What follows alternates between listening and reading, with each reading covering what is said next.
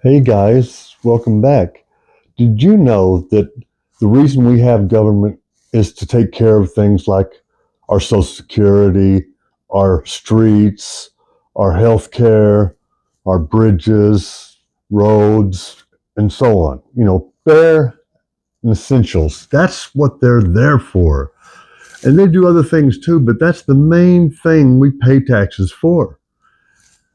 But we don't pay taxes to have our government hide such big secrets that it pulls that money into black budget projects out of our food, water, bridges, roads, and so on, right?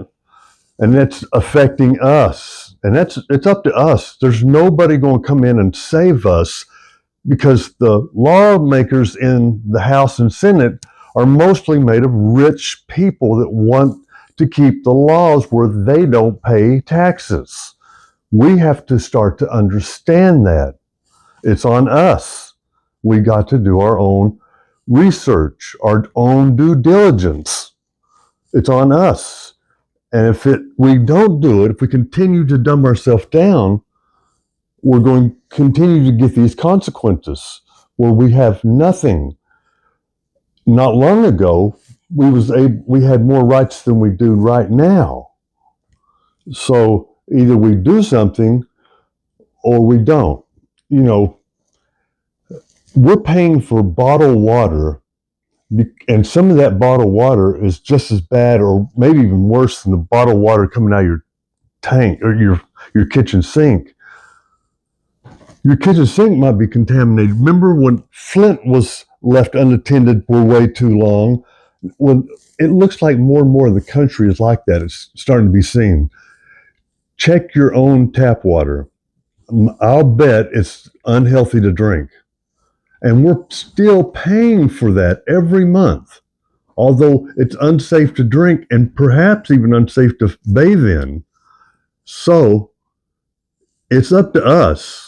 I put together a little AI animated video to kind of get your attention, maybe to get your blood boiling. Thank you. Remember to smash that like button, hit the bell, let them know you're listening. Thank you. Hey there, America. Let's talk about something truly messed up, our water and food. A recent study showed that over 70% of our tap water contains forever chemicals, stuff that never breaks down and can seriously screw you up. We're talking about increased cancer risks, fertility issues, and a whole host of other nasty side effects. And the worst part? The government's response has been about as effective as a screen door on a submarine. But hey, at least the food's good, right? Wrong. Turns out our food system's about as healthy as a diet of deep-fried butter. We're talking pesticides, herbicides, and enough hormones to make a teenager blush.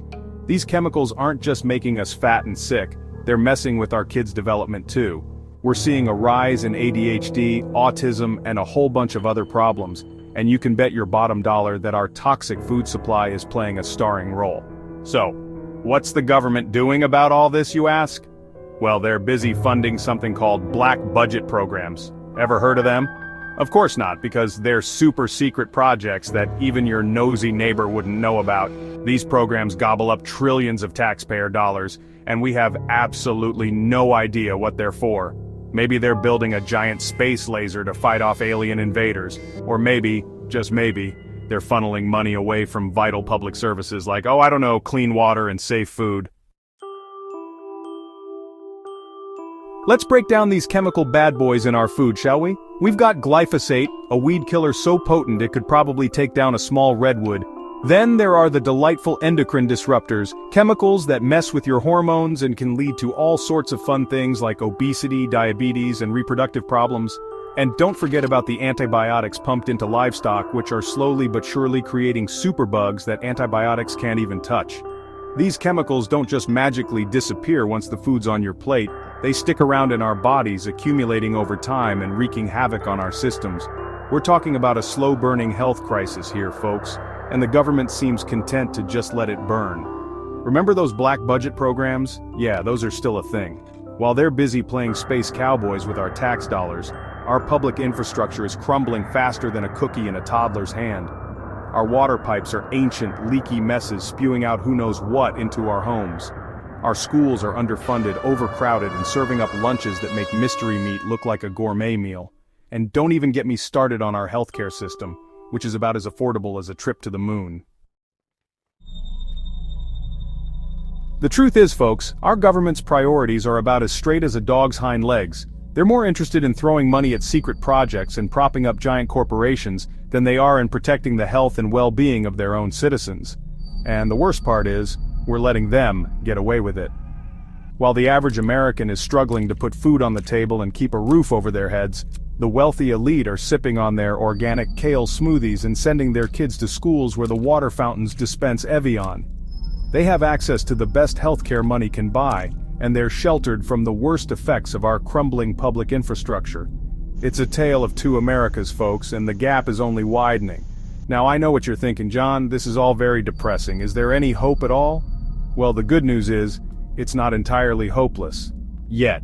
We can still turn this thing around, but it's going to take a collective effort, a whole lot of noise, and maybe even a few pitchforks and torches. Section 4. A nation divided, health disparities, and the growing gap. The reality is, folks, that your zip code shouldn't determine your life expectancy. Access to clean water, nutritious food, and quality healthcare shouldn't be a luxury reserved for the wealthy and well-connected. It's time we start demanding better from our elected officials. We need to hold their feet to the fire and make it clear that we won't tolerate their negligence any longer. Imagine a world where our government prioritized the health and well-being of its citizens over secret military projects and corporate handouts. Imagine a world where every child had access to clean water, nutritious food, and a quality education, regardless of their socioeconomic background. Imagine a world where healthcare was a right, not a privilege. Sounds pretty good, right? Well, it's not some utopian fantasy, folks. It's a future we can achieve if we're willing to fight for it. Section 5. A call to action. Reclaiming our health and our future. This isn't about left versus right, folks. It's about right versus wrong. It's about demanding accountability from our elected officials and fighting for a future where everyone has the opportunity to live a long, healthy life. We need to start by getting informed. Read up on the issues, educate yourselves about the problems plaguing our food and water systems, and find out who's funding those black budget programs. Knowledge is power, folks, and the more we know, the better equipped we are to fight back. Then, it's time to make some noise. Call your representatives, write letters to the editor, organize protests, and make it clear that you're not going to stand idly by while our health and well-being are compromised. Vote with your wallets too. Support businesses that prioritize sustainability and ethical practices. Buy organic whenever possible, even if it means sacrificing a few lattes. This isn't going to be easy, folks. The powers that be aren't going to give up their control without a fight. But remember, we have the power to make a difference. We, the people, have the power to reclaim our health, our future, and our democracy. So let's get to work.